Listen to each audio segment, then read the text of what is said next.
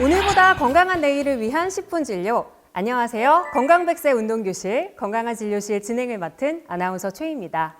오늘의 진료는요. 전 세계 사망 원인 1위이자 국내 사망 원인 2위일 만큼 생명에 위협적이고 치명적인 질병, 바로 심장질환입니다.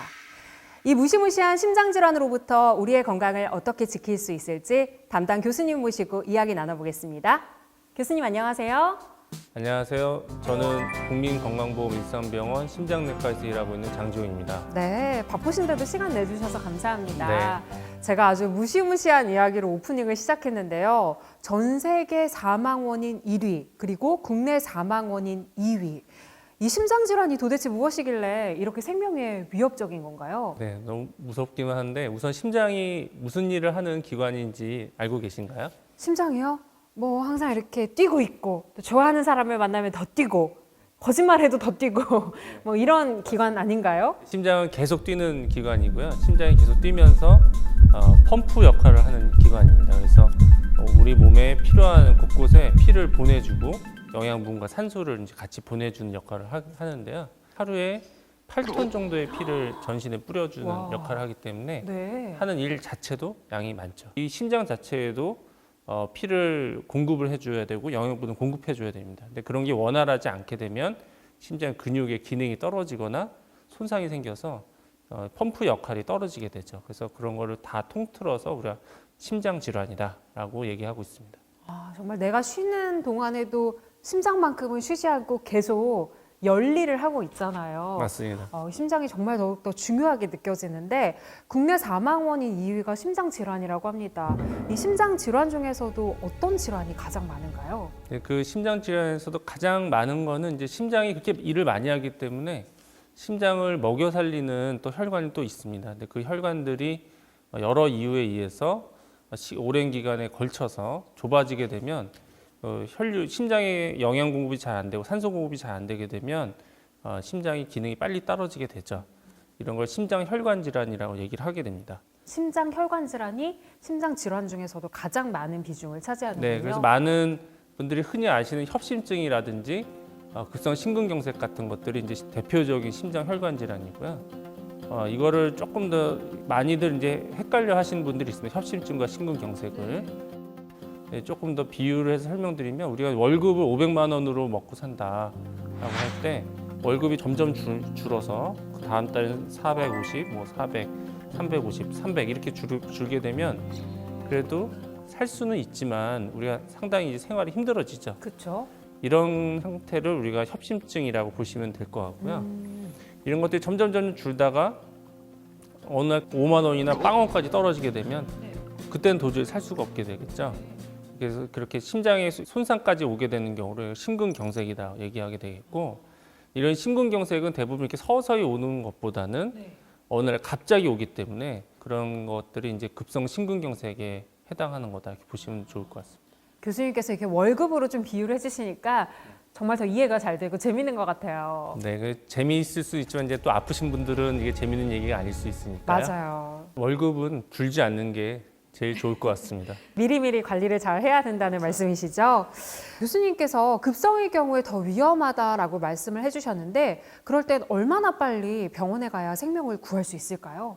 네, 급성 심근경색의 경우는 이제 골든타임이라고 해서 90분 이내에 시술을 통해서 심장 혈관을 재개통시켜주는 것을 권유하고 있고, 90분이 해당하지 못하더라도 6시간까지 이내에는 이제 다시 재개통을 해주는 게 도움이 됩니다. 6시간부터 12시간 사이에는 이제 경우에 따라서 결정을 하게 되고, 12시간이 지나게 되면 12시간 동안 이제 심장에 피가 안 들게 되면 심장 근육이 다 죽기 때문에 큰 의미가 없어지게 됩니다. 그래서 가능한 빠른 시간 내에 빠를수록 좋다 이렇게 보시면 될 것 같습니다. 90분이라는 골든타임을 잘 기억하셔야 될 것 같은데요. 그럼 어떤 증상이 나타났을 때 빨리 응급실을 찾아야 할까요?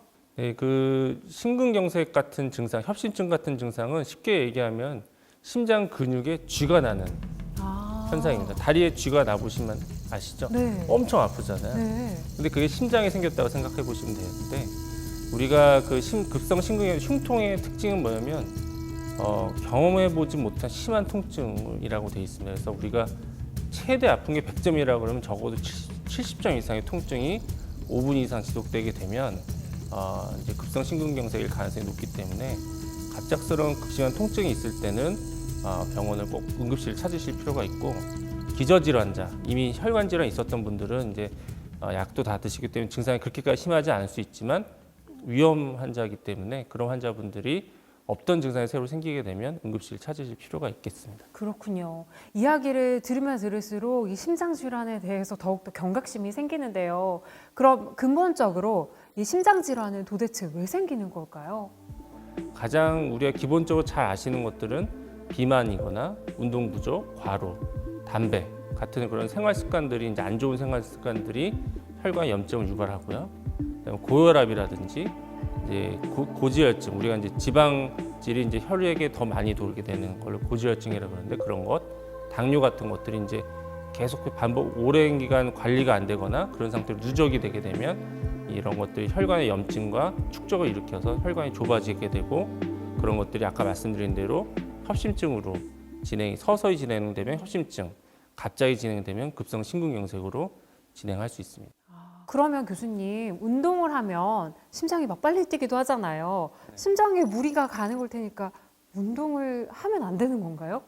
운동하기 싫은 사람들이 이제 보통 그런 얘기를 많이 하는데요. 네. 그렇지 않고요. 들켰네요. 네. 모든 환자분들한테 심장 질환이 있다 하더라도 치료하고 나서 안정적인 상태가 되면 운동을 하시라고 권유하고 있습니다. 아, 그렇군요.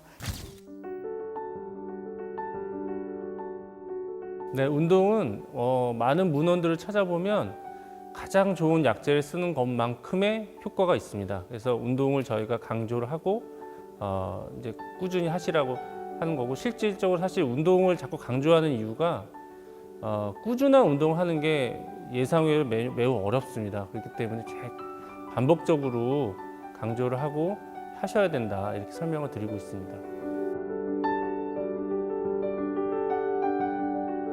어떤 운동을 하는 게 좋으냐 정말 많이 물어보시는데, 어떤 운동이든 하셔라, 이게 핵심입니다.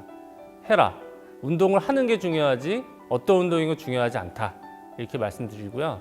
나는 정말 운동할 시간 따로 뭐 운동장 가서 할 시간이 없다 그러면 일상생활에서 하시는 것도 매우 도움이 됩니다. 그래서 엘리베이터를 타고 5층 올라갈 거를 계단을 걷는다든지, 또는 차를 몰고 갈 거를 대중교통을 이용해서, 대중교통 이용하게 되면 어쩔 수 없이 걸어야 되거든요. 그리고 자기한테 맞는 운동, 할 수 있는 운동을 찾아보시는 게 중요하고, 문제는 사실 운동을 해야지 하지만 동기부여가 자꾸 안 되기 때문에 이런 영상에서도 자꾸 강조를 드리는데, 그거는 의사가 대신 해줄 수 없습니다. 자기 운동은 자기가 할 수밖에 없기 때문에 안 할 만한 핑계는 다 있지만은, 그럼에도 불구하고 하는 게 운동이지 다 조건이 돼서 운동하는 건 아니다.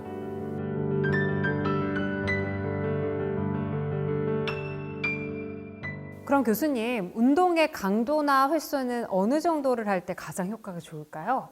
유산소 운동의 경우는 이제 주 5회, 거의 매일이라 보시면 되고, 최소 30분 이상을 하라고 되어 있고요. 30분 하는 과정에서 한 5분 이상은 자기 능력이 이제 80%까지 끌어올리는 역할을 하는 거가 이제 도움이 되겠다 네. 되어 있습니다. 80%의 에너지를 끌어올리는 거면 어느 정도의 에너지를 쓰는 건가요? 이제 자기 최대 능력의 80% 정도 되면은 이제 본인이 숨이 차다고 느낍니다. 하지만은 옆 사람이 물어봤을 때 대답을 할 수 있는, 가벼운 얘기는 해줄 수 있는 수준이 이제 보통은 이제 80%라고 보고 있고요. 이제 옆 사람이 물어봤을 때 거의 대답을 못할 정도가 이제 우리가 100%라고 보고 있습니다. 그렇군요. 근데 주변에서 보면 운동을 이렇게 몰아서 하시는 분들도 있어요. 운동을 뭐 5시간씩 이렇게 오랫동안 하시는 분들도 있는데, 네네. 이건 괜찮은 건가요? 네, 그래서 저희가 이제 주 5회 30분 얘기하시면 곱해갖고 2시간 반. 그래서 일주일에 한 번을 몰아서 하면은 충분하지 않을까 네. 생각하시는데, 사실은 4시간 이상 이제 유산소 운동을 계속 하시는 경우에는 이제 심장에는 이게 혹사로 넘어가기 때문에 오히려 안 좋은 영향을 미칠 수 있습니다. 그렇군요. 30분씩 주 5회 에너지를 80% 사용하는 운동이 적절하다고 이야기를 해주셨습니다.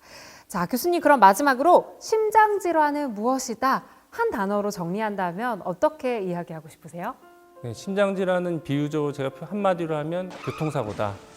교통사고요? 왜요? 갑자기 일어나서? 갑자기 일어나는 경우가 많이 있기 때문에 교통사고다 하는데요. 사실 갑자기 일어나기 때문에 많은 분들이 막연한 두려움이 많이 있습니다. 그래서 교통사고를 예방할 수 있는 거는 1차적으로는 규정 속도를 지키고 신호나 차선을 잘 지키는 거. 이게 이제 가장 기본적인 겁니다. 이게 아까 말씀드린 운동이라든지 건강한 생활 습관을 가지는 거, 건강한 식단을 유지하시는 게 이제 가장 기본적인 거겠고요. 그렇다 하더라도 차 사고는 날 수는 있습니다. 하지만 우리가 그 손상을 최소화하기 위해서 이제 안전벨트를 하잖아요. 이런 것들이 이제 우리가 뭐 약물 치료라든지 병원을 찾아서 이렇게 상담을 하시는 이런 의료 행위가 해당이 할 겁니다. 그래서 그 두 가지를 하게 되면 한다고 해서 100% 우리가 사고 안 납니다. 보장은 못하지만 네. 우리가 150km로 안전벨트 없이 가서 교통사고 나는 거와 70km로 안전벨트를 하고 교통사고 나는 거가 우리가 그 결과는 완전히 다르거든요. 그렇죠. 그래서 우리가 그 약물 치료와 건강한 생활 습관을 하게 되면 기본적으로는 그런 교통사고가 날 가능성이 매우 줄고 나더라도 큰 사고는 안 난다. 이렇게 말씀드릴 수 있습니다.